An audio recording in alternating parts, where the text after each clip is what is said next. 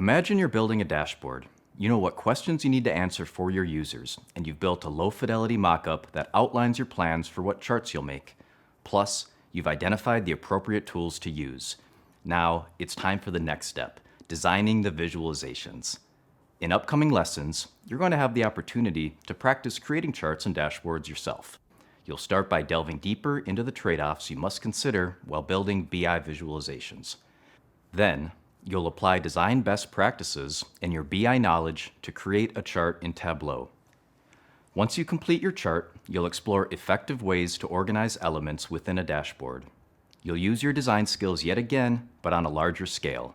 And because a major part of the BI role includes maintenance and iteration, you'll learn how to make changes as the business needs evolve. This is the order that we'll use to learn about dashboard design during this section, but it isn't the only way. You might prefer to plan high-level dashboard organization before getting specific with charts. That's okay. Everyone's design process is different. Personally, I've learned that you rarely design the perfect dashboard on the first try. Sharing your ideas with stakeholders as soon as possible is a great way to get feedback, continue learning about the BI goal, and ensure you don't waste effort focusing on the wrong problems. The next few lessons will help prepare you to apply what you're learning to a realistic business situation, which you'll do later in this course. I hope you're as excited as I am to start building dashboards. Let's do it. When planning a dashboard, an essential part of your job as a BI analyst is determining how to represent data in the most effective way. Along the way, you will often have to make some tough decisions. Many of these take the form of trade-offs. In BI, a trade-off involves balancing various factors, often by prioritizing one element while sacrificing another in order to arrive at the best possible result. You witnessed an example of this in the international sales chart from a previous lesson. In this view of the chart, the data is set at a yearly timescale. Each column represents a year, and the height of the bars represent the total sales for that year. But dashboards are flexible and can be changed to present the same data in different ways. For example, you can modify the filter setting to a quarterly timescale. Now, there are several additional bars displaying more information on a single screen. Notice that a yearly timescale is more condensed, so it's more difficult to interpret what happens throughout the year. But the data that is available is simple and easy to follow because it isn't as dense. Either way, selecting appropriate trade-offs depends on the ultimate business goals. For example, if stakeholders want to know the company's total yearly sales in a specific region for 2019, the yearly timescale chart provides the clearest answer. However, if their question involves identifying which quarter achieved the highest sales over the last few years, then the quarterly timescale chart is best. Sometimes, a trade-off can be more complex. Suppose your stakeholder wants to separate the data by country again, but they also mention that the dashboard is updating too slowly. In this scenario, the trade-off in question is that the user wants the dashboard to do more faster, something that's challenging, if not impossible. To arrive at the best possible solution, you might consider speeding up the dashboard by pre-aggregating your data with SQL. As you have learned from the Google Data Analytics cert, aggregation is the process of collecting or gathering many separate pieces into a whole. So, pre-aggregation is a term BI professionals use to describe the process of performing calculations on the data while it's still in the database. This means reducing the number of rows or the size of the dataset before it's used in analysis or a dashboard. Think of it this way. If you pre-aggregate the data, it will be in a state that's closer to what you ultimately need. This is because some of the necessary calculations will happen before the data is aggregated in the database and sent to the data visualization tool. And that's the trade-off. Your pipeline will involve more steps, but your users will get to the information they need more quickly. On the other hand, if you choose to calculate all of the data once it's in the data viz tool, this eliminates aggregation from the build process. The trade-off here is that your pipeline will involve fewer steps, but your users may experience slower results. It's also possible to pre-aggregate only some of the data, then calculate the remainder after it's imported to the data viz platform. Again, it's all about considering the stakeholder needs, then balancing the different factors and choosing which element to prioritize. Also, note that pre-aggregation comes with another cost. Pre-aggregated data is less flexible. Imagine that another stakeholder wants to represent sales data by store size. If you had already used pre-aggregation to combine the data by region, thereby putting all stores together no matter their size, you'd have a problem. How you go about solving this problem will, once again, depend on the situation. If the speed issue can be solved with other methods, or you're completely sure flexibility won't be necessary, you can make the trade-off and prioritize either speed or flexibility. The best solution isn't always clear. Sometimes you'll need to get creative. That's one of the most exciting parts of being a BI professional, finding a creative solution to a difficult problem.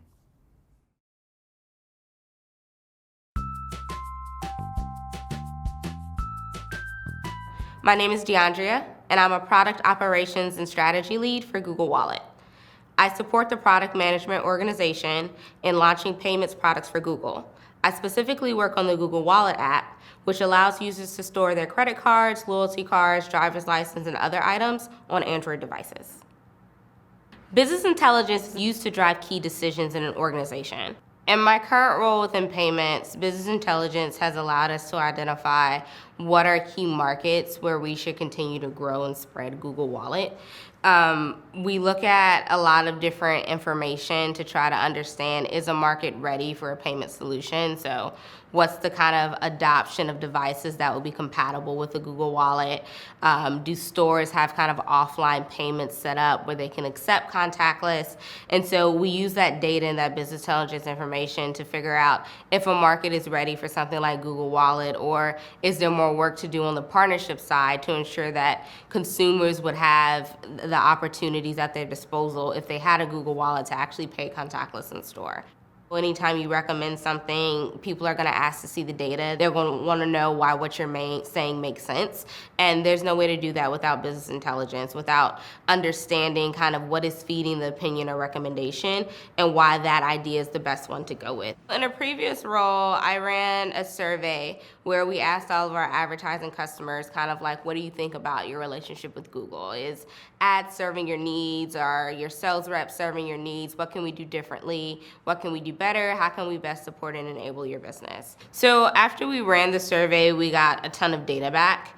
And so we have lots of different user points that we need to figure out a way to kind of like aggregate and pull out what's the story. So using different data tools to draw out kind of like what's the summary of the different qualitative responses that we're getting. Are they positive or negative? And helping to summarize that at a high level. I think if you just have raw data, it's kind of not feasible to expect anyone to kind of read through absolutely everything. So business intelligence and different data tools and data specialists and dashboards were used to up-level the information to make it easier to filter on specific teams or specific clients, and also view the numbers in aggregate at a country or regional level.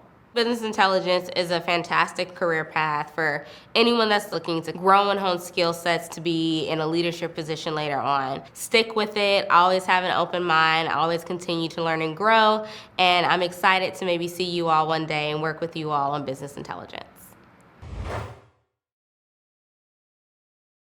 In this lesson, we're going to start creating a BI chart. If you'd like, open Tableau Desktop or Public to follow along with these steps. This is completely optional, but it will help you get used to the interface. We'll begin by going to Sheet 1 of the workbook and accessing the chart building interface. Then, we'll navigate to the dimensions and measures of your data. Dimensions in data visualization are qualitative data types that can be used to categorize data. Some examples of dimensions include names such as customer names, product names, or locations. Measures are quantitative data types that can be either discrete or continuous. In the Google Data Analytics Certificate, discrete and continuous data types are explained in detail. If you'd like to review those lessons, go ahead and do so. As a quick refresher, discrete data has a limited number of values, and continuous data can have almost any numeric value. For instance, the number of students in a class is discrete data. This is because the class roster is finite, and it's impossible to have a value of, say, 1.5 students. But measures of continuous data have an infinite set of values that contain intervals within each value. Temperature is continuous data because it could potentially be infinite, and it can have any numeric value. In data viz, dimensions and measures are the important trackable elements to be represented. One of the many decisions you'll make as a BI professional is how to encode these dimensions and measures. In BI, encoding describes the process of translating dimensions and measures into visual representations of the data. With Tableau, we can drag a dimension or measure of a dataset to one of the encoding types in the Marks dropdown. Using the previous example, our ad type dimension might be encoded with color. This means that lines for each type of ad, such as a 15-second skippable ad, will be represented by a different color. If we encode this dimension in a different way, it will change how the chart is interpreted. Here's the same dimension encoded with line thickness instead of color. Even with the legend to explain what each line represents, it isn't as easy to understand the data. Encoding brings up another situation where you might have to make a trade-off. Color is a commonly used type of encoding. For many people, it's an easy way to distinguish information. However, people with color blindness may not find certain types of color encoding very helpful. BI professionals often refer to guidelines that explain accessible palettes. Also, in this instance, we can consider double encoding the ad type dimension. For example, we can encode it with color and labels. The labels also specify the ad types, making our visualization clearer and more accessible. But this creates yet another trade-off. Because we're using labels to represent ad type, we have more visual elements in the chart. If you have too many visual elements, the chart might be difficult to understand. However, in this instance, the added visual elements don't create too much clutter. This is a smart trade-off to make because accessibility is such a crucial part of building an effective visualization. Making a trade-off that prioritizes accessibility is a design best practice. You might have to make other kinds of trade-offs while you encode the data in your visualizations. When this happens, always refer back to your business question and stakeholder needs. With these building blocks, you can now represent all sorts of BI data in a chart. Soon, we'll expand on chart basics and you'll build your own chart from BI data. Stay tuned. Recently, you've been learning how to design charts in Tableau. Now, it's time for the next step, organizing a dashboard. In this video, you'll shift your focus from the details of a single chart to design approaches for an entire dashboard. You'll learn many of the same design principles, but on a larger scale. In Tableau, organizing your charts, sometimes called worksheets, into a dashboard is fairly simple. Let's check it out. To create a new dash, we'll drag the relevant charts to the Center Dashboard Design interface. Once the charts are placed onto the dashboard, we'll rearrange them in a configuration that best suits the stakeholder needs. Suppose that stakeholders at a university want to expand the course offerings to cater to the demand of prospective students. So, the administration asks for a dashboard tracking the most popular courses each term. We want to place the chart that tracks popular courses at the top because it's the most important chart and the most relevant. But we might also want to include a chart that displays more general admissions data, as well as one that shows the popularity of courses from other nearby universities. This will enable us to monitor the education landscape. Where might we put these charts? Some of these placement decisions may have already been made during the mock-up planning stage. Make sure to reference the low-fidelity drafts when building visualizations. Also, consider previous discussions with stakeholders about their needs and relevant metrics and KPIs. Okay, now there are many other elements that can be included in a dashboard, such as titles, labels, a legend, and a navigation bar to help direct users. The Google Data Analytics certificate has lots of lessons about this, so feel free to do a quick review. We can also include links to web pages or internal documents that a stakeholder may want to reference. Once we have an idea of the dashboard elements, it's time to apply design best practices. You've already reviewed several of them earlier in this section. While we should make sure to use each of the best design practices at our disposal, a few of them will be particularly helpful for building BI dashboards that don't overwhelm the audience. One of these practices is prioritization and hierarchy. If we have a visualization tracking data that is highly relevant to the stakeholder's question, we can emphasize it visually. Do this by increasing its size compared to other visualizations. A larger chart naturally draws more attention than a smaller one. Also, use color and negative space to highlight important elements. Colors with more contrast are more likely to get noticed, and negative space can emphasize an element within empty surroundings. Grouping objects that share a topic or tell a story helps ensure that our dashboard has a logical flow. For example, we might keep financial data in a single place rather than dispersed throughout the dash. Then, we can put time-related data in another area. Another helpful design tip is to hide objects. It might sound counterintuitive to create a visualization and then hide it, but we can organize visualizations on multiple pages or place them within drop-down menus that hide parts of the dashboard from the main screen. By hiding some elements, we can spotlight others, avoid clutter without deleting content, and even increase processing speed. You'll learn more about that soon. One final point. Don't group objects based on chart type. Putting all of the bar charts together simply because they're bar charts isn't a useful practice. Instead, organize by topic or metric. Soon, you'll get an opportunity to apply these design practices and build your own dashboards. Can't wait. As you know, delivering a dashboard to your clients is not the end of your role in a project. BI involves a lot of iteration, often based on stakeholder feedback, in order to get closer and closer to the ideal end state. Users might share comments about your aesthetic choices or your design approach. Or, as we've explored in many examples, clients may have feedback about access and privacy, as well as processing speed.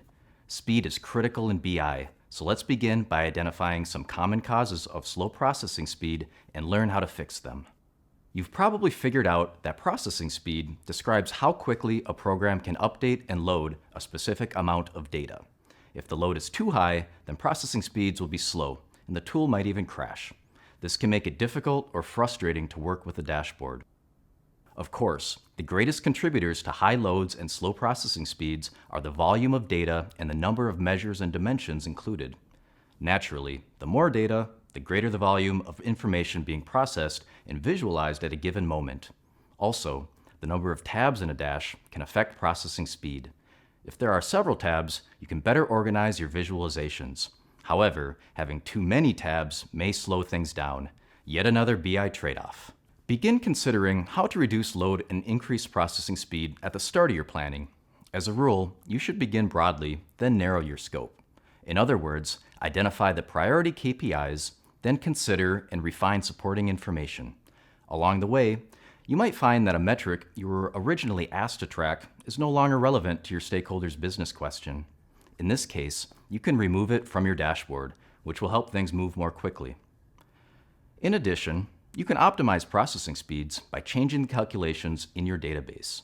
This enhances dashboard efficiency because back-end servers are more powerful than front-end servers and can process more data faster. However, if a calculation is dependent on the filters applied in its dashboard, then it can only be completed within the dashboard itself. This is an uncommon situation for entry-level BI professionals, but one that's important to be aware of. Configuring the amount of data that is preloaded in the dashboard can also be a good solution. Preload less data, and there will be less strain on the dash. But keep in mind that preloading may mean that the insights aren't as current as they could be. Other strategies for speeding up your dash include filtering data early on and pre-aggregation. You learned about that earlier in this section. Okay, now let's turn our attention to another important part of the dashboard iteration process: privacy.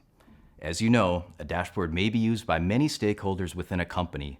Often, certain data is available to some people, but others don't have permission to access it. As a BI professional, configuring privacy settings is a crucial part of building and maintaining dashboards.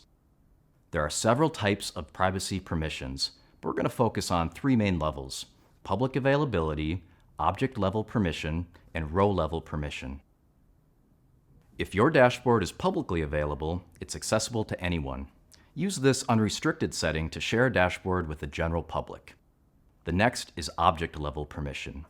This privacy setting controls the availability of a single item, such as a table, dataset, or single visualization. You'll probably employ object-level permissions the most, due to their simplicity. If you give a user access to an object, revoking that access is as easy as removing their permission. The third permission type is row-level. Row-level permission is a privacy setting that controls the availability of specific rows of a table or dataset.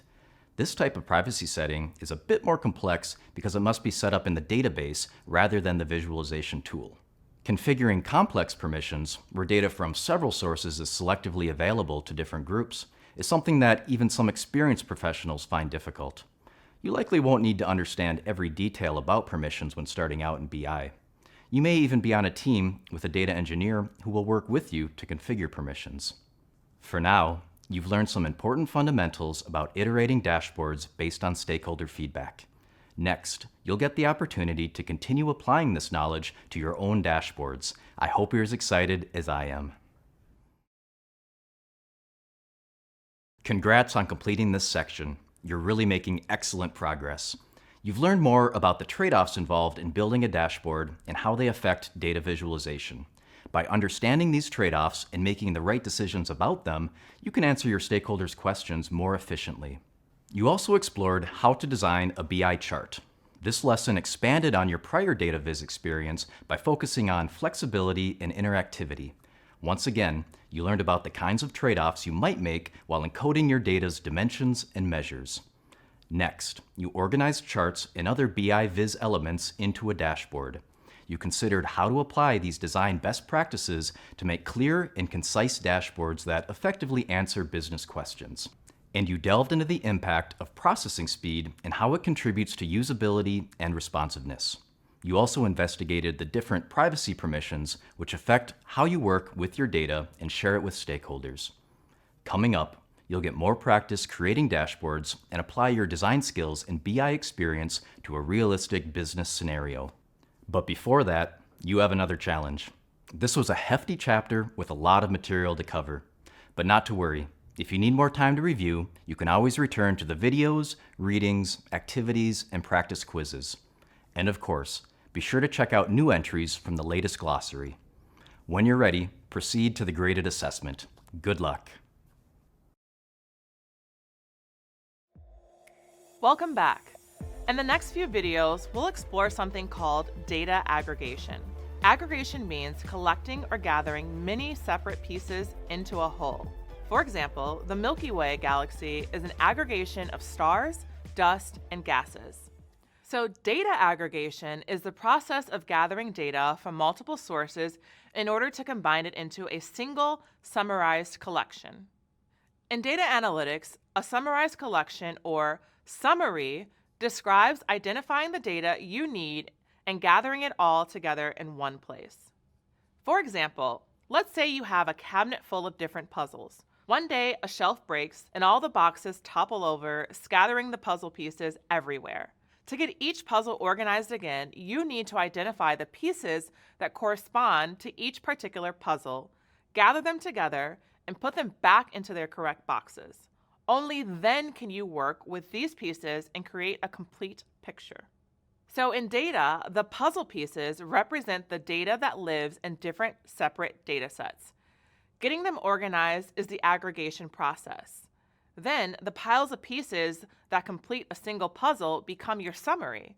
And finally, putting those pieces back together is like analyzing them to gain important insights.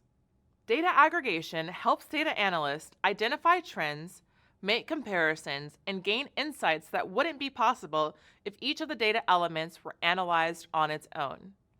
For instance, data on high school graduations for individual students can be aggregated into a single graduation rate for an entire class.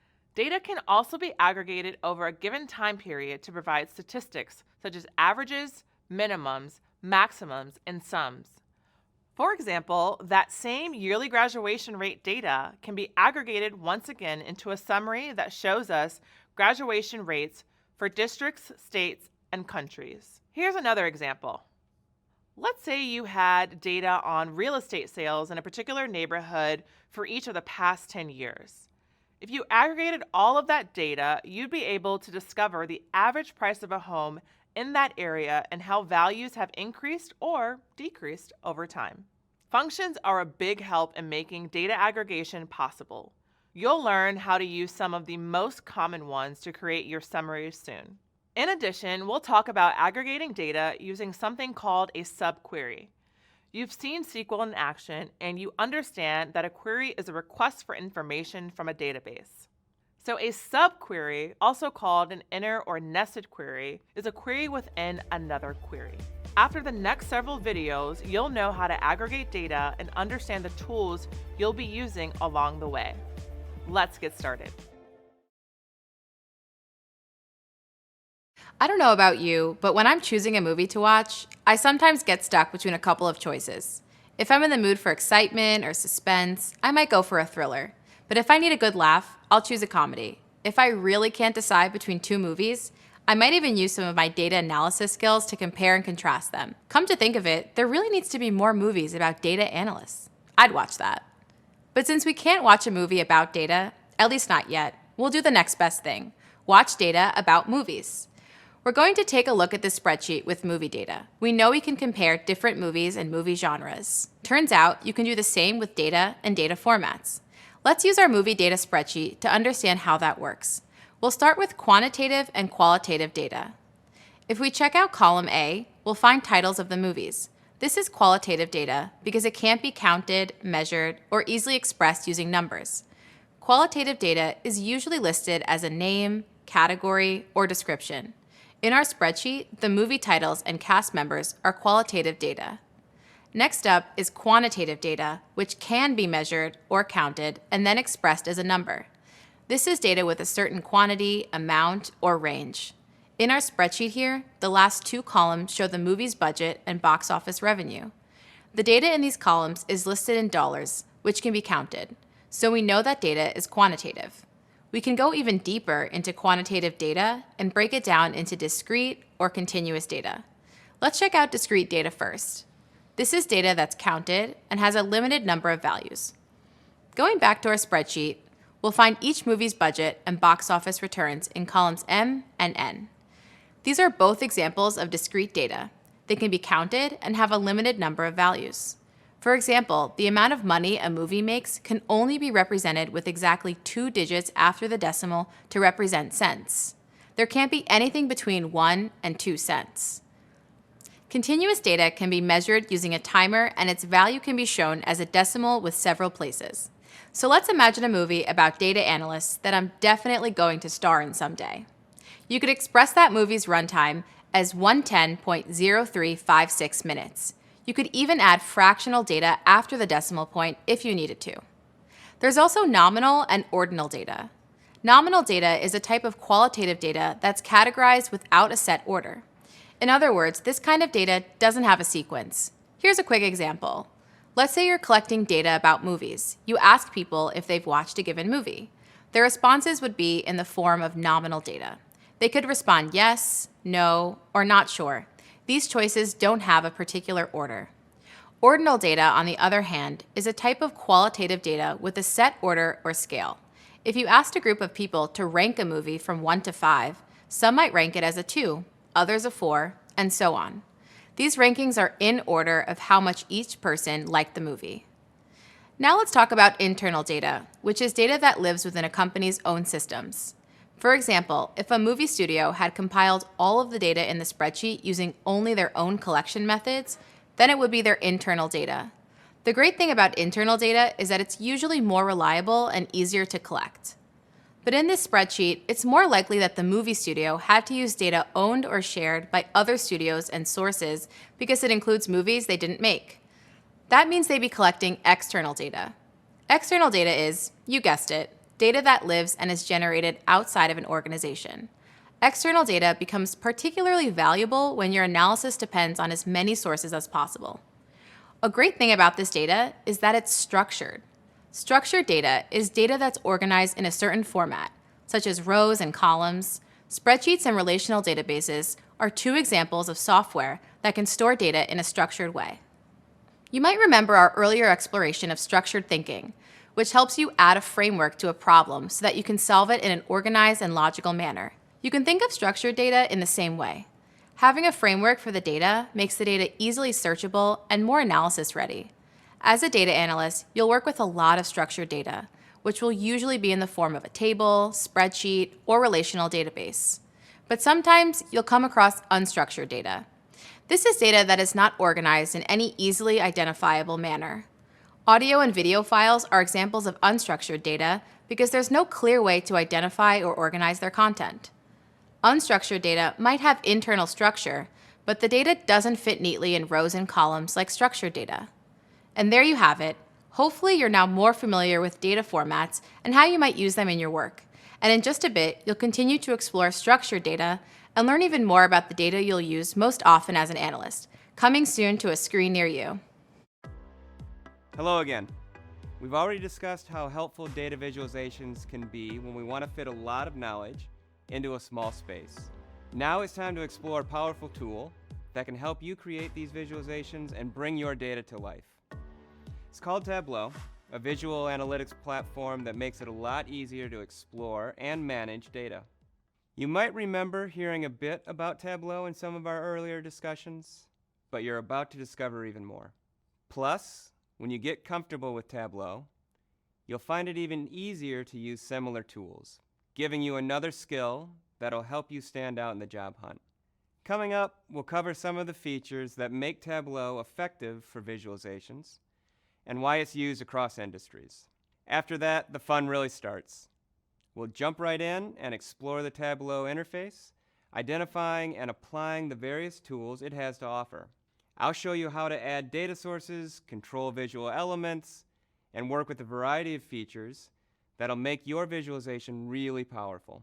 Like any software platform, there's some best practices to keep in mind, so I'll show you some examples of the good and the bad when it comes to visualizations.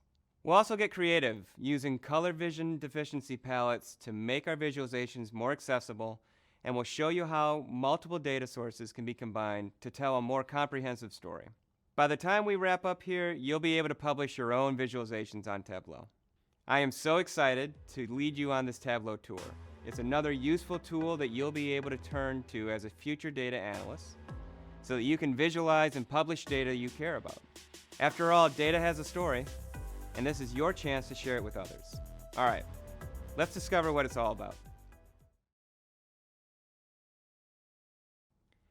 Have you ever been driving a car when one of the warning lights on the dashboard suddenly comes on?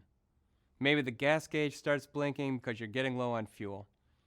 It's handy when you have that alert right in front of you, clearly showing you that you need to pay attention to your gas level.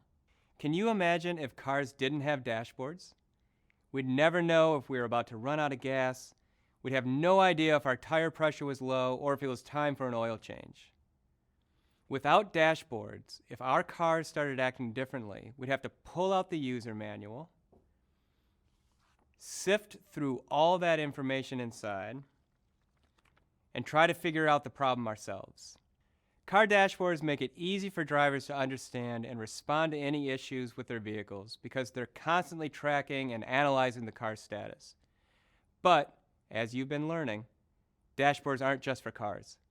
Companies also use them to share information, get people engaged with business plans and goals, and uncover potential problems.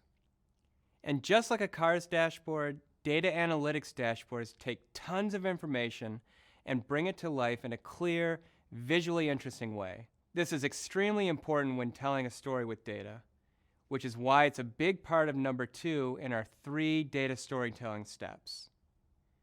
You've learned that a dashboard is a tool that organizes information from multiple data sets into one central location for tracking, analysis, and simple visualization through tables, charts, and graphs. Dashboards do this by constantly monitoring live, incoming data. As we've been discussing, you can make dashboards that are specifically designed to speak to your stakeholders. You can think about who will be looking at the data and what they need from it, and how often they'll use it. Then you can make a dashboard with the perfect information just for them. This is helpful because people can get confused and distracted when they're presented with too much data. A dashboard keeps things neat and tidy and easy to understand. When designing a dashboard, it's best to start simple with just the most important data points. And if later on you discover something's missing, you can always go back and tweak your dashboard or create a new one. An important part of dashboard design is the placement or layout of your charts, graphs, and other visuals. These elements need to be cohesive, which means they're balanced and make good use of the space on the dashboard. after you decide what information should be on your dashboard, you might need to resize and reorganize it so it works better for your users. One option in Tableau is choosing between a vertical or horizontal layout. A vertical layout adjusts the height. A horizontal layout resizes the width of the views and objects it contains. Also, as you can see here, evenly distributing the items within your layout helps create a clear and organized data visual. You can select either tiled or floating layouts. Tiled items are part of a single layer grid that automatically resizes based on the overall dashboard size. Floating items can be layered over other objects. In this example, the map and scatter plots are tiled. They don't overlap. This really helps make clear what the data is all about, which is valuable because the majority of people in the world are visual learners. They process information based on what they see. That's why sharing your dashboards with stakeholders is such a valuable practice. Now, there's something important to keep in mind about that. Sharing dashboards with others likely means that you'll lose control of the narrative. In other words, you won't be there to tell the story of your data and share your key messages. Dashboards put storytelling power in the hands of the viewer. That means they'll craft their own narrative and draw their own conclusions. But don't let that scare you away from being collaborative and open. Just understand the risks that come with sharing your dashboards. After all, sharing information and resources means that you'll have more people working on the solution to a big problem or coming up with that next big idea. This leads to more connections, which can result in really exciting new practices and innovations.